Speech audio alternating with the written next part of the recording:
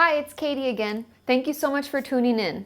And I want to tell you, I've been loving your comments and questions, and they kept me very busy creating more content, so keep the comments coming. What I'd like to talk to you about today is something that can be nerve-wracking for everyone, and that is setting up that first appointment with a therapist. Now, I know that going to a therapist gives a lot of people those things like, well, maybe I'm crazy, or people always use it in a bad context like, oh, you're crazy, you should see somebody about that, or things like that. But it's my firmly held belief that everyone, not just me, not just you, everyone should see a therapist. Now that doesn't mean we have to see them every day or twice a week, but it's nice to get a checkup. It'd be like driving your car for 30 years without getting the oil changed, or never seeing a dentist, ever, just assuming everything's fine. That would be crazy, right? That's why seeing a therapist should be part of that checkup to make sure everything's in alignment. But I know that searching for one and making the appointment and just getting to the office is the hardest part.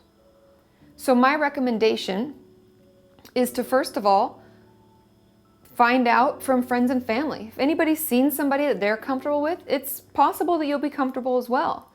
But if that's not the case and you don't feel comfortable asking someone, you can also call your insurance company, see who's covered. That can save you cost. And maybe you just ask a doctor that you already see, like your primary care physician. They can have some great referrals for you. So then you get that number and that name and you make that call. And the first appointment can be a little awkward. It's almost like an odd date where they're asking you a lot of personal information and you don't really know them at all. But just so you know, if you don't jive with them, if it's not comfortable, if you open the door and it's this like cowboy guy saddles out and you're like buttoned up in a cardigan and you're thinking, that's probably not the right guy for you. You want to be as comfortable as possible. This person should feel almost like a long lost friend. Comfortable, easy to talk to. They don't feel too abrasive, yet they'll push you and guide you in a nice way. Now, after that appointment is over, you've had your 50-minute session, they've asked you questions, you've asked them questions, don't feel pressure to set that next appointment. This is really important. You don't have to see them because you've seen them once. I've heard from way too many clients, oh, I just stayed with that therapist for 3 years because, how would I cancel? You just cancel.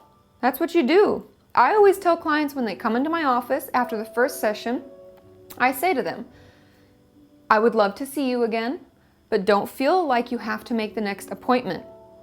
I'm open, but there should be no pressure.